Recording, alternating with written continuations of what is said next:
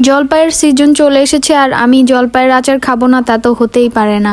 এমনিতে আমার জলপাইয়ের আচার অনেক পছন্দ, আর তারপর আম্মুর হাতের এই টক মিষ্টি ঝাল আচারটা তো আমার আরো বেশি পছন্দ। তো আম্মু ফার্স্টে জলপাইগুলো সিদ্ধ করে পানি ঝরাতে দিয়েছে, দেন একটু ঠান্ডা হয়ে গেলে আমি আবার ম্যাশ করে দিচ্ছিলাম হাত দিয়ে। জলপাইগুলো কিন্তু বেশ বড় বড় ছিল। আগে আম্মু প্রায় প্রতি বছরই এই আচারটা বানাতো, কিন্তু এবার বানাচ্ছে প্রায় 2-3 বছর গ্যাপ দিয়ে। তারপর আম্মু এখানে শুকনা মরিচ, পাঁচফোড়ন, আরো যে যে ধরনের মশলা লাগে আচার বানাতে এগুলা সব রেডি করে নিয়েছে। তারপর এখানে একটু সরিষার তেল দিল।